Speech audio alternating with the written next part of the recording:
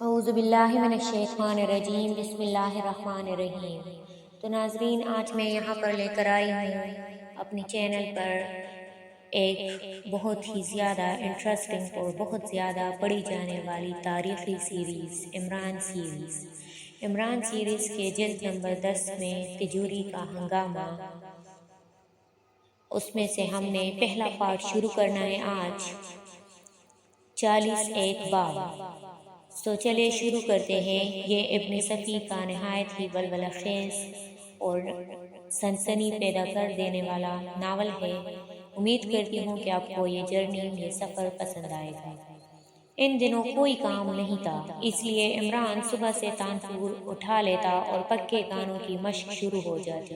کبھی ایسا معلوم ہوتا جیسے بیک وقت کئی بکرے ہجر کی شکایت کر رہے ہو، اور کبھی ایسا معلوم ہوتا جیسے کتوں کے دارالعوام میں کسی اختلاطی مسئلے پر بحث چھڑ گئی ہو۔ سلیمان کانوں میں انگلیاں دیے بیٹھا رہتا، لیکن کبھی کبھی کانوں سے انگلیاں نکال کر عمران کو اطلاع دینی پڑتی کہ فون پر کوئی رنگ کر رہا ہے۔ اس وقت بھی یہی ہوا تھا، اور عمران اس طرح آنکھیں نکالے سلیمان کو گھور رہا تھا جیسے پھاڑ ہی کھائے گا۔ ابھی اس وقت ہم سنگیت کی چوٹی پر بیٹھے مٹر پلاؤ کھا رہے تھے، سلیمان کے بچے۔ اس نے دفتن مغموم لہجے میں کہا، ہمیں ڈر ہے کہ ہم کہیں پاگل نہ ہو جائے۔ سرکار، دیر سے گھنٹی بج رہی ہے، محکمہ ٹیلی فون کو اطلاع دو، ہمیں بغیر گھنٹی کا انسٹرومنٹ چاہیے، ہم اسے کسی طرح برداشت نہیں کر سکتے۔ تجھے کیا معلوم کہ ہمارے سینے میں آگ سلگ رہی ہے، ہمیں اپنے دادا جان کی موت کا انتقام لینا ہے۔ تان پورا رکھ کر وہ میز کے قریب آیا، ریسیور اٹھایا۔ دوسری طرف کیپٹن فیاض تھا، لیکن وہ عمران کی آواز نہیں پہچان سکا تھا، کیونکہ وہ ہیلو کہتے وقت بھی شاید خرچ بھر گیا تھا۔ کون ہے؟ دوسری طرف سے آواز آئی۔ بیجو باورا، عمران نے مغموم لہجے میں جواب دیا۔ تمہاری آواز کو کیا ہوا ہے؟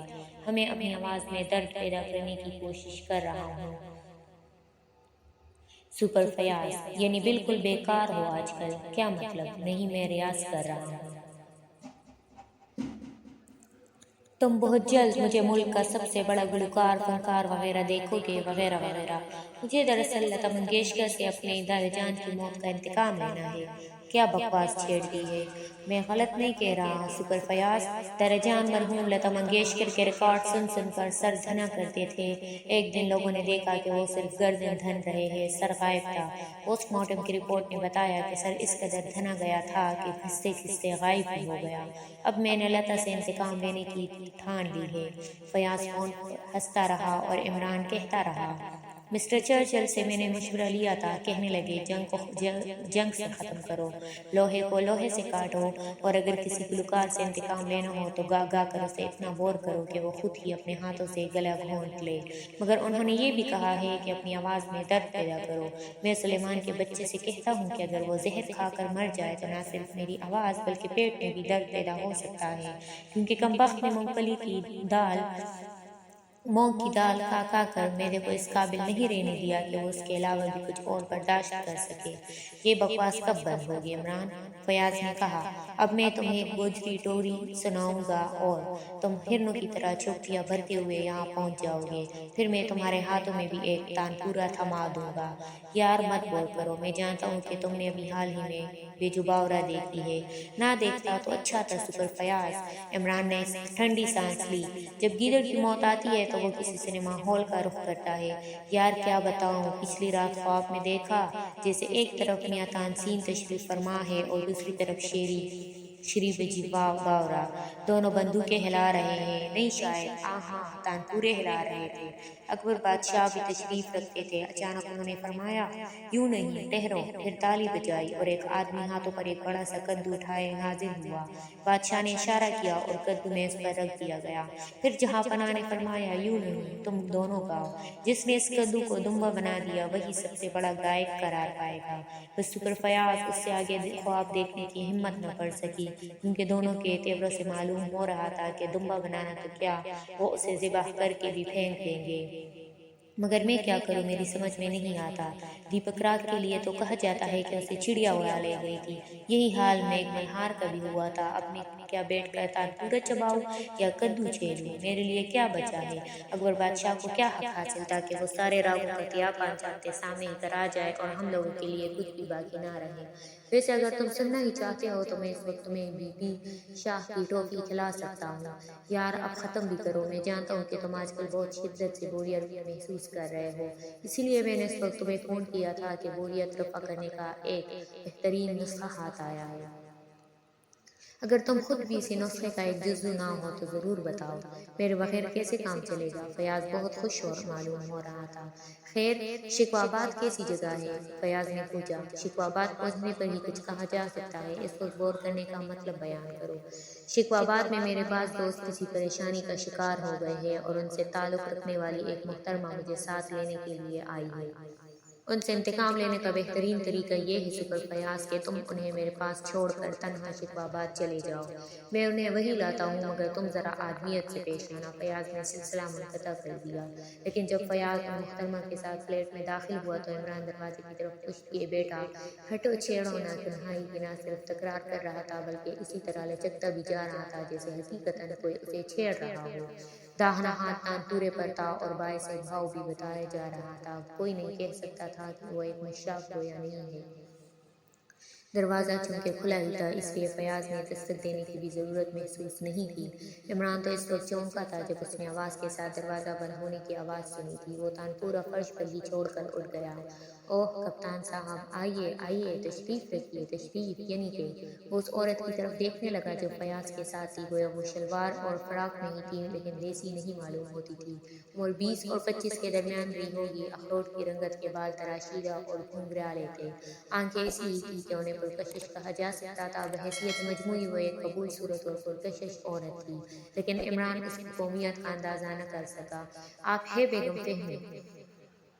فیاض نے انگریزی میں تعارف کرایا، اور آپ مسٹر علی عمران، اب نارمل سائیکالوجی کے ماہر۔ بڑی خوشی ہوئی۔ عمران نے مصافحے کے لیے ہاتھ بڑھایا، اس کے چہرے پر حماقت طاری ہو گئی تھی، بالکل اسی قسم کی حماقت جیسے چھوٹ کے ہی کہہ بیٹھے گا، اجی یہ تو ان کی عزت افزائی ہے، اور ورنہ خاکسار کسی یتیم خانے کے مینیجر کے علاوہ اور کیا ہو سکتا ہے؟ لیکن فیاض نے اطمینان کی سانس لی تھی کیونکہ چہرے پر حماقت طاری ہونے کے باوجود بھی عمران احمقانہ حرکات کے موڈ میں نہیں تھا۔ یہ میرے ایک دوست کے چھوٹے بھائی مسٹر فہمی کی بیوی ہے، فیاض نے کہا۔ عمران کچھ نہ بولا، اگر وہ مسٹر فہمی کے بجائے کسی غلط فہمی کی بیوی ہوتی تب بھی اس کا کیا بگڑتا؟ مسٹر فہمی کا دماغی توازن بگڑ گیا ہے، فیاض نے کہا اور خاموش ہو کر پلکیں جھپکانے لگا۔ میرے دوست مسٹر عدیل چاہتے ہیں کہ میں ایک ماہر امراض دماغ کے ساتھ آج ہی شکوہ آباد کی طرف روانہ ہو جاؤں۔ عمران سمجھ گیا کہ فیاض اس وقت پوری بات نہیں بتانا چاہتا، لیکن ہو سکتا ہے یہ کیس اس کی دلچسپی کا باعث بن ہی سکے، اس لیے وہ سنجیدگی سے اس کی بات سنتا رہا۔ فیاض کہہ رہا تھا، میری نظر صرف تم پر ہی پڑی ہے اور میں تم سے استدعا کرتا ہوں کہ میرے ساتھ چلو۔ مسٹر عدیل سے میرے تعلقات بہت پرانے ہیں اور میں مسٹر فہمی کو بھی پسند کرتا ہوں، بلکہ یہ کہنا زیادہ مناسب ہوگا کہ میں پورے خاندان ہی سے مانوس ہوں۔ البتہ مسز فہمی مجھے نہیں جانتی، ان کی شادی 2 سال پہلے ہوئی تھی، اس وقت سے اب تک شکوہ آباد جانے کا اتفاق نہیں ہوا۔ بہرحال میں چاہتا ہوں کہ ان لوگوں کے کسی کام آ سکوں۔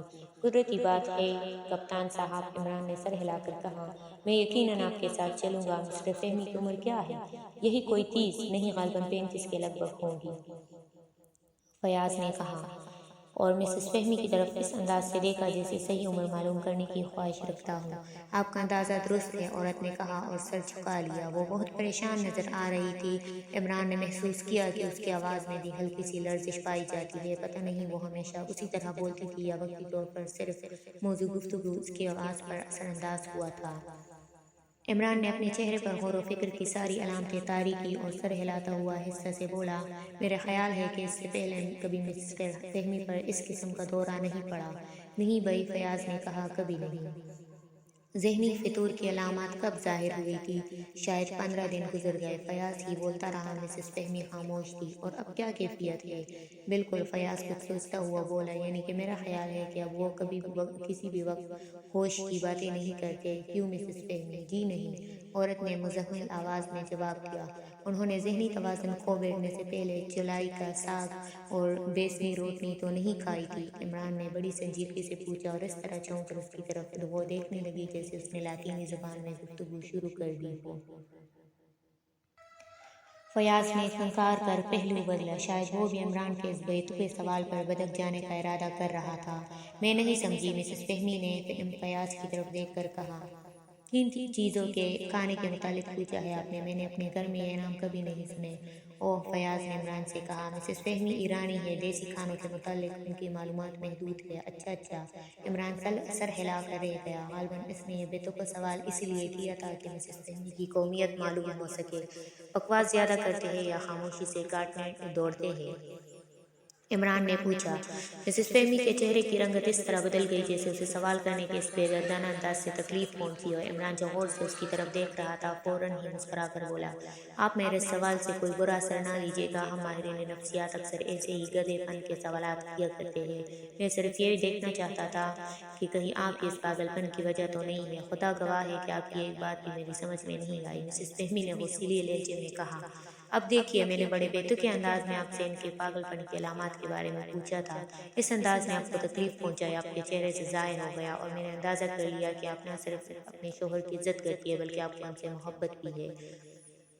لہٰذا میں یہ کہہ سکتا ہوں کہ آپ ان کے پاگل پن کی وجہ نہیں ہو سکتی۔ مسز فہمی نے پھر فیاض کی طرف دیکھا اور فیاض جلدی سے بول پڑا، ٹھیک ہے ٹھیک ہے، پاگل پن کی وجہ معلوم کیے بغیر علاج کیسے کروں گا؟ عمران نے کہا، وجہ خود مریض سے نہیں معلوم کی جا سکتی کیونکہ وہ صحیح الدماغ نہیں ہے۔ لے دے کہ وہ لوگ رہ جاتے ہیں جن کے درمیان وہ رہتا ہے، لیکن اگر میں آپ سے براہ راست یہ سوال کر بیٹھتا کہ آپ کو اپنے شوہر سے محبت ہے یا نہیں تو آپ مجھے بالکل الو کا پٹا سمجھ کر ہنس دیتی یا شرما کر سر جھکا لیتی۔ میں اس سے بھلا کیا اندازہ کر سکتا تھا؟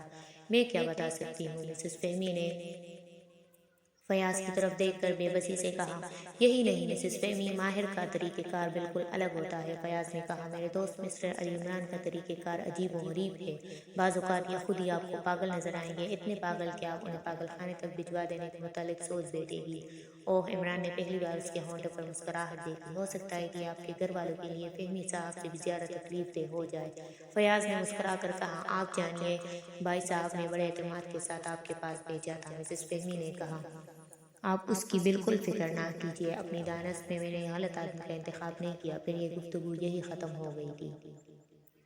دوسرے دن وہ شکوہ آباد میں تھے۔ فیاض کا دوست عدیل شکوہ آباد کے سربرآوردہ لوگوں میں سے تھا۔ فہمی اس کا چھوٹا بھائی تھا جو اپنے ذہنی توازن کھو بیٹھا تھا۔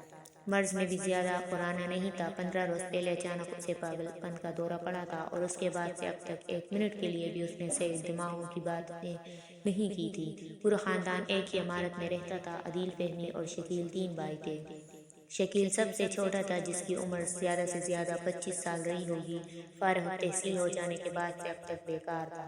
شکوہ آباد میں عدیل کے 2 سنیما ہال تھے جن سے معقول آمدنی ہوتی تھی، ایک منرل واٹر فیکٹری بھی تھی۔ فہمی انجینئر تھا اور ایک بہت بڑی ورک شاپ کا بلا شرکت غیر مالک تھا۔ مگر کیا عمران یہاں اس لیے لایا گیا تھا کہ اس کے پاگل پن کی وجہ دریافت کرے؟ اگر اس کا سوال کا جواب اثبات میں ہو سکتا ہے تو پھر فیاض کی ذہنی حالت پر بھی شبہ کرنا پڑے گا۔ عمران نے بھی ابھی تک فیاض سے کچھ نہیں پوچھا تھا، پوچھنے کا موقع ملتا تو ضرور پوچھتا۔ فیاض مسز فہمی کے ساتھ اس کے فلیٹ میں پہنچا تھا اور اسے اپنے ساتھ چلنے پر آمادہ کر کے کہا تھا کہ اس کی کار نیچے موجود ہے۔ عمران کو جو سامان ساتھ لے جانا ہوا اکٹھا کر کے نیچے بھجوا دے۔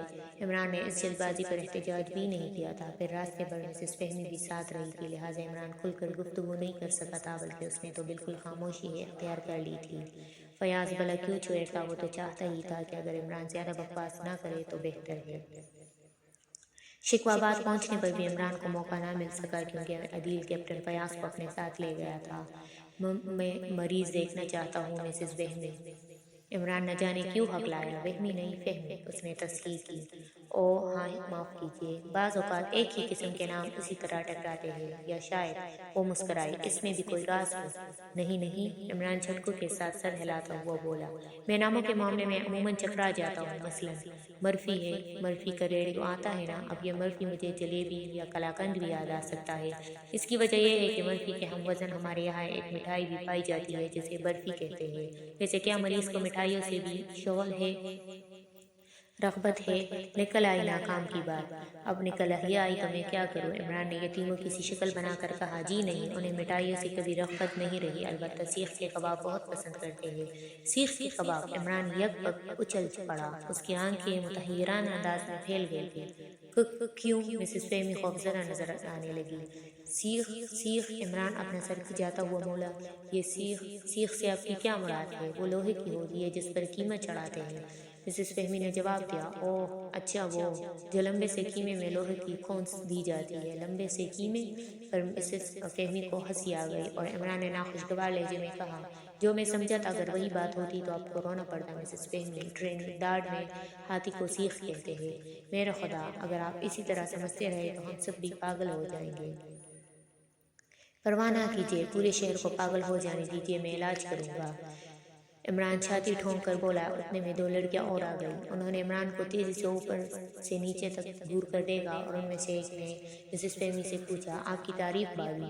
Mister Ali Imran, M S C P H D, Oxford, ماہر نفسیات، یہ فہمی صاحب کے مرض کی وجہ معلوم کر کے علاج کریں گے۔ آپ دونوں نے ایک بار پھر عمران کو نیچے سے اوپر تک گھورا اور عمران کے چہرے پر حماقت کی تہہ گہری ہوتی گئی اور اب تو اسی حماقت میں شرمیلے پن کے ایسے انداز نظر آنے لگے جیسے دوسرے ہی لمحے میں ہائے اللہ میرا دوپٹہ کہہ کر دوہرا ہو جائے گا۔ کپتان صاحب کہاں ہے؟ اس نے نظریں نیچے کر کے کپکپاتی ہوئی آواز میں پوچھا۔ وہ بائی صاحب کے ساتھ ہیں، مسز فہمی نے کہا۔ اوہ، آپ مریض کو دیکھنا چاہتے تھے شاید۔ دفعتاً عمران پھر سمارٹ نظر آنے لگا اور لڑکی بھی ذرا ہاتھ اٹھا کر بولا، ان سے مریض کا کیا رشتہ ہے؟ کزن ہے دونوں؟ جی ہاں۔ یہی رہتی ہے؟ جی ہاں۔ چلیے میں مریض کو دیکھتا ہوں۔ آپ آلات نہیں لائے کیا؟ ایک لڑکی نے پوچھا۔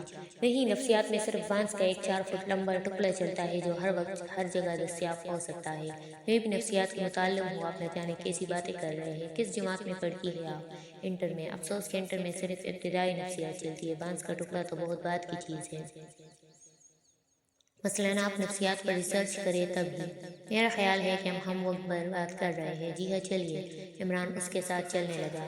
وہ ایک کمرے کے سامنے رکے جس کے دروازہ باہر سے مقفل تھا۔ دروازے کی دونوں جانب بڑی بڑی سلاخ دار کھڑکیاں تھیں۔ چونکہ وہ کھلی ہوئی تھی اس لیے قفل کھولے بغیر بھی مریض کو دیکھا جا سکتا تھا۔ فہمی ایک تندرست اور وجیح آدمی تھا، بڑے ہوئے شیو کے ساتھ وہ بھی شاندار نظر آ رہا تھا۔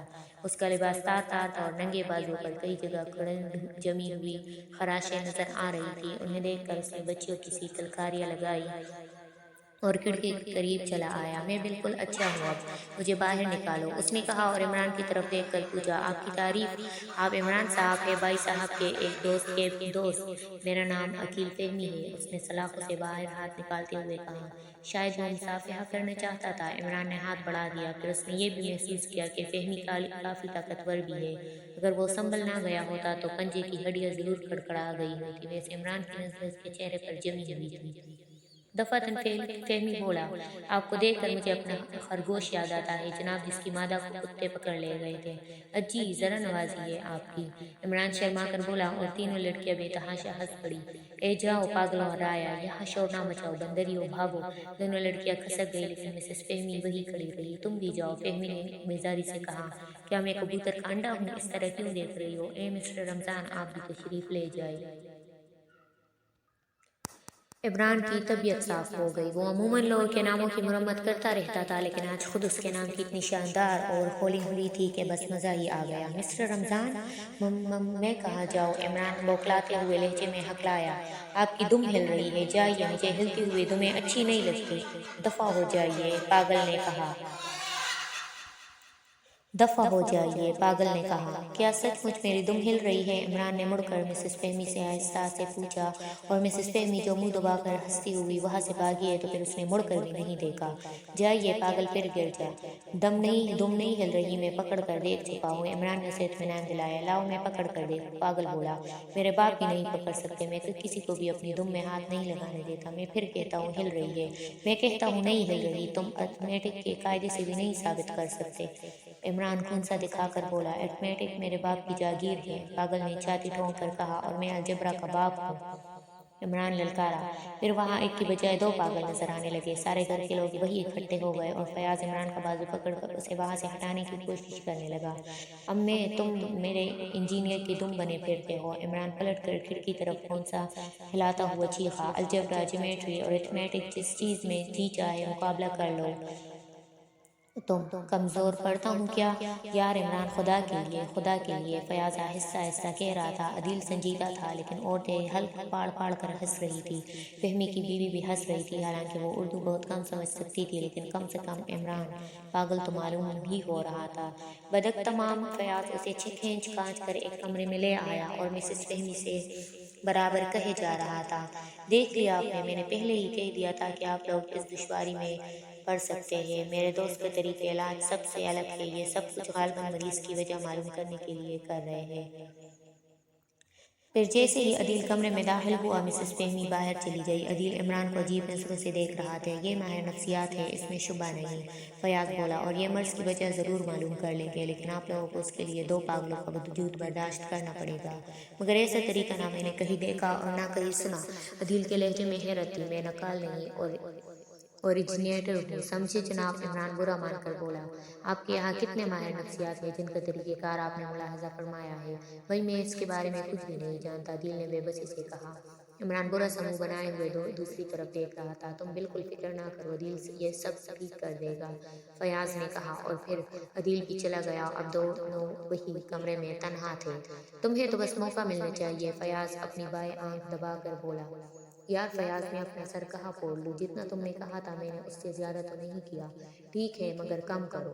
میں نہیں پوچھوں گا کہ تم مجھے یہاں کیوں لائے ہو، اگر صرف اس پاگل کا علاج کروانا تھا تو سنو، ایک منٹ خاموش رہو۔ مسٹر عدیل نہیں چاہتے کہ یہ بات عورتوں کے کانوں میں پڑے، لہٰذا تمہیں ان کے سامنے یہی ظاہر کرنا ہوگا کہ صرف فہمی کے نفسیاتی علاج کے لیے لائے گئے ہو۔ اچھا، اور عدیل بھی یہی سمجھنا چاہیے، کیوں؟ عمران نے آنکھیں نکال کر پوچھا۔ سمجھدار آدمی ہو، اصلیت پر فیاض، نہیں تو پھر تمہیں بھی میرے ساتھ ہی پاگل خانے کا سفر اختیار کرنا پڑے گا۔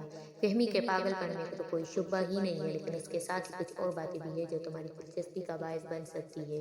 اصل حالات کا علم مجھے یہی ہوا ہے، ورنہ مسز فہمی نے مجھ سے اتنا ہی بتایا تھا جتنا کا انہیں علم تھا۔ عدیل کے اور بھی اعضاء اور احباب دارالحکومت میں موجود ہیں، لیکن اس نے صرف مجھے ترجیح دی تھی۔ مسز فہمی سے صرف اتنا ہی کہلوا بھیجا تھا کہ میں کسی ذہنی مرض کے ماہر کو لے کر شکوہ بات پہنچ جاؤں، لہٰذا مجھے سوچنا پڑا کہ اس پیغام کے میرے پاس آنے کا کیا مطلب ہو سکتا ہے۔ یقیناً کوئی خاص بات ہوگی، لہٰذا میں تمہیں گھسیٹ کر لایا۔ یہ تو مسز فہمی سے معلوم ہو ہی چکا تھا کہ فہمی پر اس سے پہلے کبھی اس قسم کا دورہ نہیں پڑا، مگر وہ خاص بات کیا ہے؟ اگلو جلدی سے، عمران میز پر ہاتھ مار کر بولا۔ وہی بتانے جا رہا ہوں، جلدی نہ کرو۔ 15 دن پہلے کی بات ہے کہ فہمی نے اپنے ورک شاپ سے واپس آ کر اوٹ پٹانگ باتیں شروع کر دی تھی اور لوگ مذاق سمجھے، کیونکہ وہ ایسا ہی ہنسنے ہنسانے والا آدمی تھا۔ چونکہ وہ صرف باتیں ہی کرتا تھا، اس لیے یہ معاملہ مذاق ہی پر ٹلتا رہا۔ وہ روزانہ گھر سے نکلتا اور کسی نہ کسی وقت واپس آ جاتا، لیکن اب گھر والے اس کے اس مذاق سے اکتا گئے تھے۔ اچانک وہ ایک دن غائب ہو گیا اور پھر 3 دن بعد وہ ایک سڑک پر بے ہوش پڑا پایا گیا۔ اس کے سارے جسم پر ایسے نشانات تھے جیسے اسے چابکوں سے پیٹا گیا ہو۔ عدیل اسے گھر اٹھوا لایا، لیکن جب بے ہوش میں آنے کے بعد بھی فہمی پاگل پن کی باتیں کرتا رہا تو انہیں یقین آ گیا کہ وہ اپنا ذہنی توازن کھو بیٹھا ہے۔ بس پھر اس کے بعد سے اسے گھر سے نہیں نکلنے دیا گیا۔ یہ آج تک نہ معلوم ہو سکا کہ وہ کہاں غائب ہو گیا تھا اور کن لوگوں نے اسے مارا پیٹا تھا۔ ہاں، تو یہ بات عورتوں سے چھپائی گئی تھی، مگر کون سی بات عورتوں سے چھپائی گئی ہوگی؟ سپر فیاض، وہ 3 دن تک گھر سے غائب رہا تھا اور پھر انہوں نے اس کے جسم پر نشانات بھی دیکھے ہوں گے۔ اتنا تو سبھی جانتے ہیں، لیکن یہ بات کوئی بھی نہیں جانتا کہ ایک رات کچھ لوگ عمارت میں داخل ہوئے تھے اور انہوں نے کوشش کی تھی کہ فہمی کو اٹھا لے جائے۔ اس رات عورتیں ایک تقریب میں شرکت کے لیے گئی تھی اور انہیں رات بھر وہیں رہنا پڑا۔ گھر میں صرف عدیل تھا۔ رات کو کسی وقت اس کی آنکھ کھل گئی۔ ملازمین سرونٹ کوارٹرز میں سوئے ہوئے تھے۔ اچانک کچھ آہٹیں ملی اور عدیل اپنی خوابگاہ سے نکل آیا۔ فہمی کی خوابگاہ کا دروازہ کھلا ہوا تھا اور 4 نقاب پوش اسے پلنگ سے اٹھانے کی کوشش کر رہے تھے۔ عدیل نے چور چور چیخنا شروع کر دیا اور وہ بڑی بدحواسی میں باہر نکل بھاگے۔ فہمی بے ہوش پڑا تھا، شاید انہوں نے اسے بے ہوش کرنے کے لیے کوئی دوا استعمال کی تھی۔ عدیل نے مقامی پولیس کو اس کی اطلاع دی تھی یا نہیں؟ نہیں۔ کیوں؟ وہ نہیں چاہتا کہ یہ بات پھیلے۔ کیوں؟ اس کی وجہ کچھ نہیں، محض بدنامی کے خیال سے چاروں طرف چیمن گوئی ہونے لگی تھی اور پھر پتہ نہیں یہ معاملہ کس قسم کے حالات پر ختم ہو۔ فہمی کی ذہنی حالت ٹھیک ہی نہیں ہے کہ وہ وہی اس پر روشنی ڈال سکے۔ کیا اس نے بھی یہ نہیں بتایا کہ کچھ لوگ اسے پکڑ کر لے گئے تھے اور مارا پیٹا گیا تھا؟ بھئی وہ ہوش کی باتیں ہی نہیں کرتا، نہ اس سے یہ معلوم کیا جا سکا ہے کہ وہ 3 دن کہاں غائب رہا ہے، اور نہ اس نے یہی بتایا ہے کہ اس پر کیا گزری تھی۔ عدیل کے متعلق تمہاری کیا رائے ہے؟ میں نہیں سمجھا۔ میں پوچھ رہا ہوں کہ تم اس پر اعتماد کر سکتے ہو یا نہیں۔ کیوں نہیں، وہ ایک باعزت آدمی ہے، میں اسے بہت دنوں سے جانتا ہوں۔ دونوں بھائیوں کے تعلقات ایسے تھے کہ وہ ہمیشہ ساتھ ہی رہے ہیں، فیاض نے اکتا کر کہا۔ بھئی تم یہ نہ سوچو کہ ہم یہاں اس لیے طلب کیے گئے ہیں کہ ہمیں بیوقوف بنایا جائے۔ شاید اس وقت خان دلاور کا کیس تمہارے ذہن میں ہے۔ وہ تو ہر وقت رہتا ہے اس پر۔ فیاض خیر مارو گولی، تمہارا کیا خیال ہے؟ میں تمہیں اس لیے نہیں لایا کہ تم میرا خیال پوچھو، فیاض مسکرا کر بولا۔ عمران اس کے قریب آ کر آہستہ سے بولا، ایرانی عورتیں واقعی بڑی حسین ہوتی ہے، کیا بکواس ہے۔ اگر حقیقت کو بکواس کہتے ہو تو تمہارا وجود بھی بکواس ہے۔ یہ پتہ لگاؤ کہ فہمی کی شادی کن حالات میں کہاں ہوئی تھی۔ اب تم اس کی بیوی کے لیے دوڑے۔ یار سپر فیاض، مجھے واپس جانے دو، مجھے میرا تانپورہ واپس بلا رہا ہے، اور اسے نہ بھولو کہ مجھے لتا منگیشکر سے انتقام لینا ہے۔ فضول باتیں نہ کرو، میں اس کی بیوی کے متعلق معلومات حاصل کر کے تمہیں بتاؤں گا۔ 6 بجے شام عمران اور فیاض تفریح کے لیے باہر نکلے۔ اس وقت عمران کو کچھ بھی نہیں معلوم ہو سکا تھا، اس کے باوجود بھی وہ فہمی کی ورکشاپ دیکھنا چاہتا تھا۔ اس کی بیوی کے بارے میں اس کے علاوہ اور کچھ نہیں معلوم ہو سکا کہ وہ 2 سال پہلے ایران میں تھی۔ فیاض نے کہا، وہی شادی ہوئی تھی اور پھر وہ اسے یہاں لایا تھا۔ مجھے توقع ہے کہ تم نے اس کے قریبی دوستوں کے پتے تو حاصل کر لیے ہوں گے۔ ابھی نہیں، وہی یہ کیس 100% تمہیں ہی سنبھالنا ہے، میں تو کھسک جاؤں گا، مجھے اور بھی کام دیکھنے ہیں۔ پرائیویٹ طور پر میں کسی کیس میں ہاتھ نہیں لگا سکتا، اور تم مجھے ان 3 خوفوار عورتوں میں تنہا چھوڑ جاؤ گی؟ کیوں؟ عمران نے درد بھری آواز میں کہا۔ وہ مجھ پر اس بری طرح ہنسی ہے کہ وہی شہید ہو جانے کو دل چاہتا ہے۔ مگر تم ٹھہرو، تم چلے جاؤ گے تو میں کام کیسے کروں گا؟ کیونکہ میری حیثیت تو ایک سائیکیٹرسٹ کی ہے، میں نے یہ مرحلہ بھی طے کر لیا ہے۔ عدیل کو بتا دیا ہے کہ تم ہی تفتیش بھی کرو گے، لیکن عدیل کے علاوہ خاندان کے دوسرے افراد پر یہی ظاہر کرتے رہو گے کہ تم صرف اس کے ذہنی معالج ہو۔ وہ ورکشاپ میں پہنچ گئے۔ شاید فہمیوں سے عذرائے خاکساری ورکشاپ کہتا تھا، ورنہ وہ تو اچھی خاصی آئرن فیکٹری تھی۔ عدیل نے یہاں کے ایک مینیجر کے نام فیاض کو ایک تعارفی خط دیا تھا، جس میں تحریر تھا کہ اس کے 2 اعضاء فیکٹری دیکھنا چاہتے ہیں۔ ورکشاپ کا مینیجر ایک پستہ قد اور بھاری جسم کا آدمی تھا، گردن معدوم تھی، ایسا معلوم ہوتا تھا جیسے چوڑے چکلے شانوں پر صرف سر رکھ دیا گیا ہو۔ پیشانی تنگ تھی اور بھویں شاید ہر وقت سکڑی رہتی تھی۔ کمپنیوں پر پائی جانے والی باریک باریک شکلیں تو یہی ظاہر کرتی تھی کہ وہ بھویں سے کوڑ کر دیکھنے کا عادی ہے۔ مینیجر نے خندہ پیشانی سے ان کا استقبال کیا اور سب سے پہلے مسٹر فہمی کی حیرت پوچھی۔ وہی حال ہے، فیاض نے مغموم لہجے میں کہا۔ یہ اس سال کا سب سے بڑا حادثہ ہے جناب، اور اتنے غیر متوقع جیسے اچانک کسی پر بجلی گر پڑے۔ مقدرات۔ فیاض نے ٹھنڈی سانس لی۔ مینیجر انہیں فیکٹری کے مختلف شعبے دکھانے لگا۔ عمران بالکل خاموش تھا اور اس کے چہرے پر حماقت طاری تھی۔ مینیجر ایک آدھ بار بھی اس سے مخاطب نہیں ہوا تھا، صرف فیاض سے اس کو گفتگو جاری تھی۔ عمران نے مار کیا کہ وہ بہت زیادہ باتونی آدمی ہے اور براہ راست اپنی تعریف کرنے کی بجائے اس سلسلے میں گھماؤ پھراؤ اختیار کرتا ہے، لیکن چالاک آدمی ہے۔ سننے والوں کو وہ اس خیال میں مبتلا نہیں ہونے دیتا کہ وہ اپنی بڑائی بیان کر رہا ہے۔ گھوم پھر کر وہ پھر آفس میں آ بیٹھے، جہاں میز پر کافی کی ٹرے موجود تھی۔ ارے آپ نے اس کی تکلیف کیوں اٹھائی؟ فیاض نے کہا، کوئی بات نہیں جناب، سب آپ ہی کا ہے۔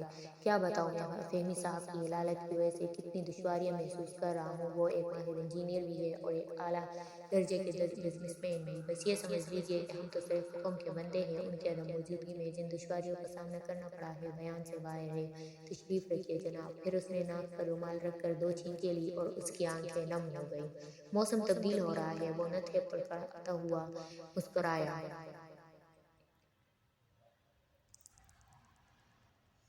شاید ابھی تیسری چھینک کی بھی گنجائش نکل سکتی تھی، اس لیے اس نے دوبارہ ناک پر رومال رکھا، مگر پھر صرف شو شو کر کے رہ گیا۔ میں عموماً نزلے کا شکار رہتا ہوں، اس نے بیٹھ کر کافی کی ٹرے سرکاتے ہوئے کہا۔ پھر تیسری پیالی میں کافی انڈیلتا ہوا تھوڑی دیر بعد بولا، میرا خیال ہے کہ کافی سے تو نرلے کی تحریک رک جانی چاہیے۔ نہیں رکتی، عمران بے بسی سے سر ہلا کر بولا۔ لیکن مینیجر نے اس کی طرف دھیان دیے بغیر کافی کی پیالی فیاض کی طرف سرکائی، پھر عمران کو پیش کی اور خود بھی پیالی پر جھک پڑا۔ 1 منٹ تک خاموشی رہی۔ دفعتاً مینیجر بولا، میں نہیں سمجھ سکتا کہ ان کا باقاعدہ طور پر علاج کیوں نہیں کیا جا رہا۔ علاج تو ہو رہا ہے شاید، فیاض نے یوں ہی رواداری کے انداز میں کہا۔ میں نے مشورہ دیا تھا کہ انہیں کچھ دن مینٹل ہاسپٹل میں رکھا جائے، میں ذمہ بھی لے سکتا ہوں کہ انہیں وہاں کوئی تکلیف نہیں ہوگی، اتنا ہی آرام ملے گا جتنا کسی پرائیویٹ وارڈ میں مل سکتا ہے۔ فیاض نے کچھ کہنے کے لیے ہونٹ ہلائے ہی تھے کہ فون کی گھنٹی بجی اور مینیجر نے مسمی سی صورت بنا کر ریسیور اٹھا لیا۔ ہیلو، جی ہاں یار بول رہا ہوں۔ اوہ میں آپ کو کس طرح یقین دلاؤں جناب، فہمی صاحب بیمار ہے اور میں نہیں چاہتا کہ انہوں نے آپ کی تجوری کہاں رکھی ہے۔ جی نہیں، قطعی نہیں، وہ اس قسم کا کام نجی طور پر لیتے ہیں اور اس کا اندراج کاغذات میں نہیں ہوتا، اور ہمارے یہاں اس قسم کا کام ہوتا بھی نہیں ہے۔ فہمی صاحب نے محض تعلقات کی بنا پر آپ کی تجوری لے لی ہوگی، وہ خود اس کا کام کرتے ہیں، ہمارے یہاں ویسا کام کرنے والا کاریگر بھی نہیں ہے، یقین کیجیے۔ اوہ پولیس! آپ ہر وقت پولیس کو اطلاع دے سکتے ہیں محترم۔ قطعی طور پر اگر پولیس اسے یہاں سے برآمد کر کے لے جائے تو زیادہ اچھا ہوگا۔ میں اپنی ذمہ داری پر کچھ نہیں کر سکتا۔ چلیے یہی سمجھ لیجیے کہ مجھے اس تجوری کا علم ہے، لیکن میں بے ضابطہ طور پر کوئی کام نہیں کر سکتا۔ جی نہیں، مجھ پر قطعی ذمہ داری نہیں عائد ہوتی کہ میں اسے واپس کروں، کیونکہ اس کا اندراج فیکٹری کے کاغذات میں نہیں ہے۔ اف اوہ، میں کس طرح کہوں کہ پولیس کی مدد طلب کیجیے؟ اس نے ایک جھٹکے کے ساتھ روسی اور رگ کر آہستہ سے کہا، الو کا پٹا، اور پھر فیاض کی طرف دیکھ کر مسکرایا، لیکن اس مسکراہٹ میں ایک جلاہٹ کی جھلک اب بھی موجود تھی۔ جیسا کہ میں نے ابھی کہا تھا کہ میں بڑی مشکلات میں پھنس گیا ہوں، اس نے ہاتھ ملتے ہوئے کہا۔ ان میں سے ایک مشکل یہ بھی ہے، فہمی صاحب اکثر اپنی جان پہچان والوں کا کام یوں ہی سمیٹ لیا کرتے تھے۔ ظاہر ہے کہ عام طور پر جو کام یہاں نہیں ہوتا اس کا ریکارڈ رکھنے کا سوال ہی نہیں پیدا ہوتا۔ یہ سارے کام نجی طور پر ہوتے ہیں۔ مثال کے لیے یہی معاملہ لے لیجیے، طارق صاحب فہمی صاحب کے دوست تھے، وہ اپنی تجوری کے کفل میں کسی قسم کی تبدیلی کرانا چاہتے تھے۔ فہمی صاحب نے تجوری اٹھوا لی۔ اس قسم کے کام وہ خود ہی کرتے ہیں کیونکہ انہیں اس میں دخل ہے۔ ہمارے ہاں کوئی کاریگر ایسا نہیں ہے جو تجوریوں یا کفل سے متعلق معلومات رکھتا ہو۔ اب طارق صاحب سر ہو رہے ہیں کہ تجوری انہیں واپس کر دی جائے، لیکن آپ ہی فرمائیں میں اس قسم کا کوئی اقدام کیسے کر سکتا ہوں جبکہ کاغذات پر اس کا اندراج نہیں ہے؟ اس طرح تو یہاں سینکڑوں چیزیں موجود ہیں جن کے سینکڑوں دعوے دار ہو سکتے ہیں، پھر کیا میں انہیں وہ چیزیں دوں گا؟ قطعی نہیں جناب، یہ میری ذمہ داری ہے کہ میں فہمی صاحب کی اجازت کے بغیر کسی چیز میں کسی کو ہاتھ بھی نہ لگانے دوں، یا پھر ان کے بڑے بھائی عدیل صاحب مجھ سے اس کے لیے کہے۔ آپ نے طارق صاحب کو یہی مشورہ دیا ہوگا تاکہ وہ عدیل صاحب کی تحریر لائے۔ توبہ کیجیے، منیجر برا سا منہ بنا کر بولا۔ طارق صاحب جدی آدمی ہیں، وہ مجھے ہی بور کرتے رہیں گے، اپنی بات سے ہٹنے پر ممکن ہے کہ ان کی شان کو بٹا لگ جائے۔ یہ بھئی آپ ہوں گے فہمی صاحب کے دوست، میں ان کا ملازم ہوں، لیکن آپ کا غلام تو نہیں ہو سکتا۔ بس دیکھ لیجیے یہ ذہنیت ہے ہماری، بھلا دنیا کی دوسری قومیں ہمیں کیوں نہ کچل کر رکھ دے، لعنت ہے۔ واقعی یہ بات تو ہے، عمران نے سر ہلا کر کہا۔ دیکھیے منیجر صاحب، فیاض بولا، یہ واقعی بہت بری بات ہے کہ ایسے موقع پر لوگ آپ کے لیے دشواریاں پیدا کر رہے ہیں۔ عمران صاحب سے کہوں گا کہ اس کے لیے کوئی انتظام کریں۔ آپ ان طارق صاحب کا پتہ مجھے دیجیے، یہاں کے بہت مشہور ڈاکٹر ہیں، منیجر نے بیزاری سے کہا۔ ان کا پتہ سبھی جانتے ہیں، بس عدیل صاحب کے بعد کسی اور کو بھی تو ذمہ دار ہونا چاہیے۔ عدیل صاحب سے کئی بار کہہ چکا ہوں کہ فیکٹری کو بھی دیکھیے، لیکن یہی جواب ملتا ہے، فہمی کو بھی تم پر اعتماد تھا، مجھے بھی ہے۔ طارق صاحب تجوری کے کفل میں کس قسم کی تبدیلی کرنا چاہتے تھے؟ فیاض نے پوچھا۔ مجھے علم نہیں، فہمی صاحب نے مجھے اس کے بارے میں کچھ بھی نہیں بتایا تھا، بلکہ میں تو یہ بھی نہیں جانتا تھا کہ تجوری کس کی ہے۔ خود طارق صاحب ہی نے کفل میں تبدیلی کے متعلق بھی بتایا اور تجوری کی پہچان بھی بتائی تھی۔ بڑا صدمہ ہے جناب، عمران نے ٹھنڈی سانس لے کر کہا۔ فہمی صاحب بڑے اچھے آدمی تھے، پچھلے سال انہوں نے میری بڑی مدد کی تھی۔ اگر 1,500 روپے فوراً نہ بھیج دیے ہوتے تو میری لہسن کی آڑت بالکل تباہ ہو جاتی۔ آپ لہسن کی آڑت کرتے ہیں؟ منیجر نے حیرت سے کہا۔ ہاں، مگر آج کل کام خراب چل رہا ہے۔ میں فہمی بھائی کے پاس دراصل اسی لیے آیا تھا کہ وہ مجھے بھی کوئی کام بتائے، اب میں لہسن کا کام نہیں کرنا چاہتا۔ اچھا منیجر صاحب، اس تکلیف کے لیے بہت شکریہ، فیاض اٹھتا ہوا بولا۔ اور میں تو ابھی آپ سے ملتا ہی رہوں گا، عمران نے خوش ہو کر کہا۔ مجھے بہت خوشی ہوگی جناب، میں چاہتا ہوں کہ فہمی صاحب سے کوئی عزیز فیکٹری میں ہر وقت موجود رہا کرے۔ منیجر نے مصافحے کے لیے ہاتھ بڑھایا، وہ انہیں کمپاؤنڈ کے فاٹک تک چھوڑنے بھی آیا تھا۔ فیاض نے اپنی کار کمپاؤنڈ کے باہر کھڑی کی تھی۔ آپ کہاں چلیں گے سپر فیاض؟ عمران نے پوچھا، پھر یک پلٹ چونک کر بولا، فیکٹری کا اوقات کیا ہے؟ میرا خیال ہے کہ ہم وہاں 6:30 بجے پہنچے تھے۔ فیکٹری 2 شفٹوں میں چلتی ہے، فیاض نے جواب دیا۔ اوہ تو کیا یہ منیجر دونوں شفٹوں میں رہتا ہے؟ وہ فیکٹری کے ایک حصے میں رہتا ہے، اس کے ساتھ فیملی نہیں ہے، اس لیے دونوں ہی شفٹوں کی دیکھ بھال کر سکتا ہے۔ عدیل کا خیال ہے کہ وہ بہت محنتی اور ایماندار آدمی ہے۔ عمران کچھ نہ بولا، پھر تھوڑی دیر بعد اس نے کہا، طارق سے میں تنہا ملوں گا، تم گھر واپس جا سکتے ہو۔ کیوں؟ میرا خیال ہے کہ میں شیخ آباد کے کسی ڈاکٹر طارق کے متعلق پہلے ہی کچھ سن چکا ہوں۔ عمران نے کہا۔ تھوڑی دیر تک کچھ سوچتا رہا، پھر بولا، شاید وہ زہروں کا ماہر ہے۔ ہاں، اور یہاں کی پولیس اسے اچھی نظروں سے نہیں دیکھتی۔ فیاض بولا۔ کیوں؟ اس کے بعض مریضوں کی اموات ہی شبہ کا باعث ہے، مثلاً یہاں کا ایک بڑا آدمی معمولی نزلے کا شکار ہو کر اس کے پاس گیا تھا، نزلہ بڑھتا رہا اور علاج بھی کرتا رہا، درمیان میں اس نے معالج بھی بھر لے لیکن کوئی فائدہ نہ ہوا، پھر اسی نزلے نے اس کی جان لے لی۔ ایسے ہی 2 ایک کیس اور بھی ہے۔ बस तो फिर मैं ही कहूँगा कि उससे तुम दूर ही रहो। हाँ, तुम वापस कब जा रहे हो? 2-1 दिन तो रहूँगा। ज़रूर रहो, लेकिन अब मुझे यहाँ उतार दो। फयाज ने गाड़ी रोक दी और इमरान सड़क के किनारे उतरता हुआ बोला, मैं किसी वक्त वापस आ जाऊँगा। कार आगे बढ़ गई। इमरान कुछ दूर चल कर एक रेस्टोरेंट में आया और दरवाजे ही पर रुक कर इधर उधर देखने लगा, बिल्कुल ऐसे ही अंदाज में जैसे किसी की तलाश हो। हकीकतन वो ये देख रहा था कि यहाँ फ़ोन है या नहीं। काउंटर पर ही फ़ोन नजर आया और वो सीधा काउंटर क्लर्क के पास चला गया। क्या आप मुझे टेलीफोन डायरेक्टरी इनायत कर देंगे? उसने क्लर्क से कहा। जरूर जरूर, क्लर्क ने सर हिलाकर कहा। पुनकाल के 4 आने लेगा। मैं 4 आने दूंगा प्यारे, तुम उसकी परवाह ना करो। क्लर्क ने डायरेक्ट उसकी तरफ खसका दी। इमरान ने उसमें डॉक्टर तारिक के नंबर तलाश किए। घर और मतब के अलग अलग नंबर थे। सबसे पहले उसने मतब के नंबर डायल किए। वहाँ से मालूम हुआ कि वो शाम को घर ही पर मरीजों को देखते हैं। घर पर कॉल शायद किसी मुलाजिम ने रिसीव की थी। थोड़ी देर बाद इमरान को घबराहट सुनाई दी। कौन है? डॉक्टर अली इमरान। नाम मेरे लिए नया है। मैं अकील फहमी का मुआलिज और रिश्तेदार हूँ। मुझे मालूम हुआ है कि आप उनके करीबी दोस्तों में से हैं, लिहाजा मैं उनके मुतालिक आपसे गुफ्तगू करना चाहता हूँ। मैं 20 मिनट से ज़्यादा वक्त नहीं दे सकता। आप 8:10 पर यहाँ पहुँच सकते हैं। दूसरी तरफ से आवाज़ आई, 20 मिनट। इमरान ने मायूसाना लहजे में कहा, खैर ये भी बहुत है। शुक्रिया डॉक्टर, मैं 8:09 पर आपके दरवाजे पर हूँगा। इमरान ने सिलसिला मुनक़ता करके काउंटर पर ₹1 का नोट रख दिया। क्लर्क ने उसे अठन्नी वापस करनी चाहिए, लेकिन इमरान ने कहा वो उसे इसके हिसाब में जमा कर ले, वो कल फिर 2 कॉलें करेगा। 8:10 पर इमरान डॉक्टर तारिक की स्टडी में बैठा उसके डील डोल का जायजा ले रहा था। डॉक्टर तारिक डॉक्टर से ज्यादा एक फ्री स्टाइल कश्ती लड़ने वाला पहलवान मालूम होता था। दराज कद, भारी जिस्म, मूंछें घनी और छड़ी हुई, आंखें भी शायद हमेशा ही सुरूर में रहती थी। आवाज़ गर्जदार थी। गुफ्तगू करते वक्त उस तरह हाथों को जनबिश देता था जैसे अखाड़े में हरीफ को दाज देने की कोशिश कर रहा हो। हाँ, क्या आप सिर्फ मेरी खैरियत दरियाफ्त करने आए थे? डॉक्टर घबराया। ओहो देखिए, मैं दरअसल साइकियाट्रिस्ट हूँ और मुझे फहमी के मर्ज की वजह मालूम करनी है, इसलिए मैं उनके दोस्तों से मिल रहा हूँ। मर्ज की वजह आप मुझसे मालूम करेंगे? डॉक्टर घबराया। आप समझे नहीं। मतलब ये कि मैं उनके आदात और अतवार और मिजाज के मुतालिक मालूम करना चाहता हूँ। या आप उनके घर वालों ही से मालूम कर सकते थे? कभी नहीं डॉक्टर, इमरान सर हिलाकर बोला। घर वालों को उनके मरीज से जज्बाती लगाव होता है, इसलिए उनसे सही मालूमात नहीं हासिल हो सकती। जिस तरह वो मुझसे मरने वाले की शान में कसीदे पढ़ते हैं, इसी तरह पागल हो जाने वालों के बारे में भी उनकी राय हमेशा नाकाबिल एतमाद होती है। क्यों, क्या मैं गलत कह रहा हूँ? फहमी मेरे इतने करीबी दोस्त नहीं थे कि मैं उनको आपको इनके मुतालिक कुछ बता सकूँ। आप किसी ऐसे दोस्त को तलाश कीजिए जो ज़्यादातर वक्त अपना उन्हीं के साथ गुजारता रहा हो। नहीं मिलता डॉक्टर, एक भी नहीं मिलता। अगर कोई मिलता भी है तो यही कहता है वो आप कह रहे हैं। मैंने सच सोचा था कि शायद उनके मैनेजर मिस्टर यावर से कुछ मालूम हो सके। उन्होंने भी यही कहा कि घर वालों से मालूम करो। पता नहीं, डॉक्टर ने शानों को जंबिश दी। मैं क्या कह सकता हूँ? और कुछ? क्या आपने फहमी साहब को नहीं देखा? अगर मुझसे इस्तदा की जाती तो ज़रूर देखता। मैं ख्वामख्वाह लोगों के मामलात में दखल नहीं देता फिरता। वक्त कहाँ से लाऊं? और कुछ? डॉक्टर तारिक ने घड़ी की तरफ देखते हुए कहा। बड़ी मुसीबत है। उनकी बेगम साहिबा ये भी नहीं बता सकी कि उन्हें कभी रंजित तो नहीं हुई थी। ये उनकी बेगम साहिबा का फेल है। और कुछ? और कुछ भी नहीं डॉक्टर, इमरान ने तवील सांस ली। मेरा ख्याल है कि मैं कामयाब ना हो सकूंगा। और क्या वक्त हुआ है? 8:25। ओह, तो अभी 5 मिनट और बाकी है। ओह डॉक्टर, क्या बताऊं, कितनी खुशी हुई है आपसे मिलकर। मेरा ख्याल है कि मेरे अलावा भी कुछ और लोग इसका इलाज करने की कोशिश कर रहे हैं। क्या मतलब? डॉक्टर ने भुएं सुकेड़ ली। वो थी कि नजरों से इमरान की तरफ देख रहा था।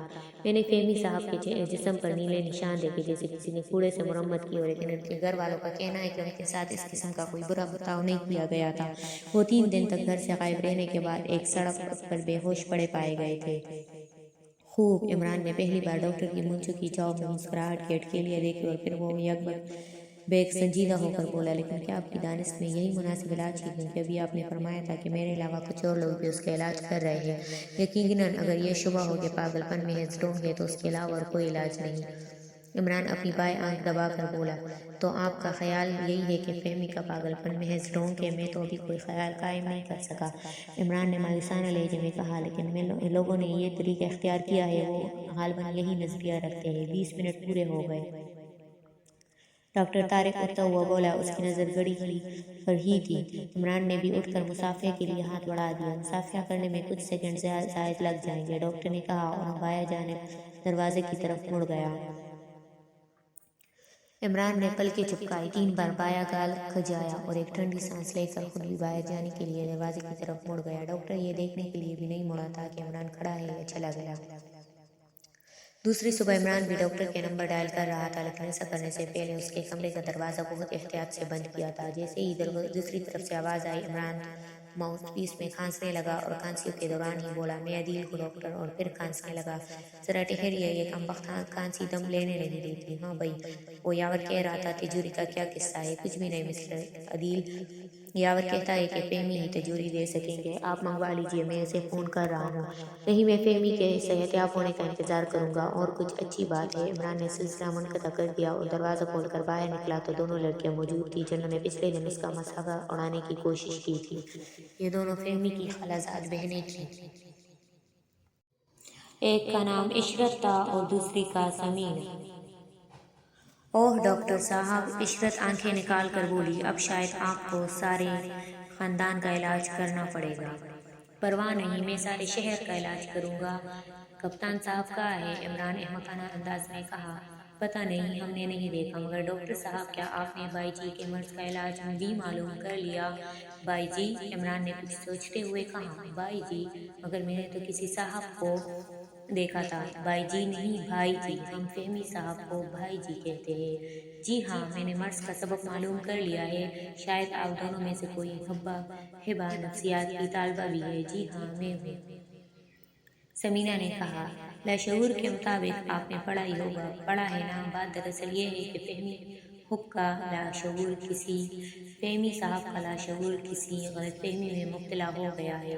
لاشعور اور غلط فہمی، بات سمجھ میں نہیں آئے گی۔ یہ آپ کو انٹر کے بعد کی کلاسوں میں پڑھایا جائے گا کہ لاشعور کیسے غلط فہمی میں مبتلا ہو جاتا ہے۔ بتائیے نا، میں ابھی سمجھنا چاہتی ہوں، ثمینہ نے کہا۔ چھیاؤ! عمران نے ایسے انداز میں ہاتھ آگے بڑھایا جیسے اس کا منہ نوچ لے گا۔ ثمینہ اس بری طرح اچھل کر پیچھے ہٹی کہ اس کا سر دالان کے ستون سے ٹکرا گیا۔ عشرت بھی دہلا گئی، لیکن عمران بے حس و حرکت کھڑا رہا، پھر مسکرا کر بولا، کیا آپ مجھے بندر سمجھتی ہے؟ ثمینہ نے نفی میں سر ہلا دیا۔ پھر اس طرح کیوں پیچھے ہٹی تھی؟ قدرتی بات ہے، آپ نے اچانک، یہی لاشعور کی غلط فہمی ہے، اس طرح اچھل کر پیچھے ہٹنے میں آپ کے ارادے کو کوئی دخل نہیں تھا، اس لیے یہ لاشعور کی غلط فہمی ہوئی۔ یہ ریفلیکس ایکشن تھا جناب، ثمینہ نے اکڑ کر کہا۔ تو کیا ریفلیکس ایکشن کی تحریک میرے دادا کی قبر سے ہوتی ہے؟ عمران لڑاکی گڑیوں کی طرح ہاتھ نچا کر بولا اور دونوں بے ساختہ ہنس پڑی۔ آپ دونوں بھی بہت جلد پاگل ہو جائے گی، میں آپ کی آنکھوں میں پڑھ رہا ہوں۔ اچھا، فرائیڈ کے متعلق آپ کا کیا خیال ہے؟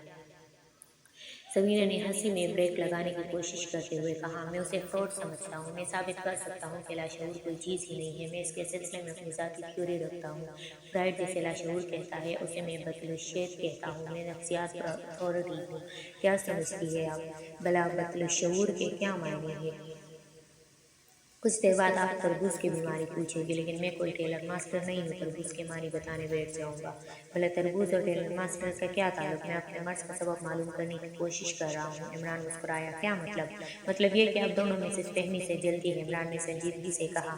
کیوں بیتوکی باتیں کر رہے ہیں؟ عشرت یک بیک جھلا گئی۔ آپ ان سے بری طرح ہار پاتی ہے، کیونکہ وہ ایران سے لائی گئی تھی، آپ خاندان کی نہیں ہیں، اور میرا دعویٰ ہے کہ آپ لوگ عنقریب انہیں بھی الو کا گوشت کھلا کر پاگل کر دیں گے۔ زبان سنبھالیے۔ نہیں سنبھالتا۔ عمران پاگلوں کے سے انداز میں جھک کر ادھر ادھر پتھر تلاش کرنے لگا اور وہ دونوں بھاگ کھڑی ہوئی۔ تھوڑی دیر بعد فیاض ملا جو عمران کو کھا جانے ہی کے موڈ میں نظر آ رہا تھا۔ یار یہ کیا حماقتیں پھیلائی ہوئی ہے تم نے؟ اس نے کہا۔ کیوں، اب کیا ہو گیا؟ عمران اپنی پیشانی پر ہاتھ مار کر بولا۔ عشرت اور ثمینہ نے شکایت کی ہے کہ تم ان پر پتھر لے کر دوڑے تھے۔ کیوں نہ دوڑتا؟ عمران نے آنکھیں نکال کر کہا۔ کیا میرے ماں باپ نے مجھے اسی لیے پیدا کیا تھا کہ دنیا جہاں کی لڑکیاں مجھے چھیڑتی پھریں بجلی گرین پر؟ اے ہوش میں آؤ! فیاض اس کا شانہ جھنجھوڑ کر بولا۔ تم نے ان پر الزام لگایا ہے کہ وہ مسز فہمی کی دشمن ہے اور اسے بھی الو کا گوشت کھلا کر پاگل بنا دینا چاہتی ہے۔ میں نے آلو گوشت کہا تھا، عمران ہنستے ہوئے بولا۔ وہ جھوٹی ہے۔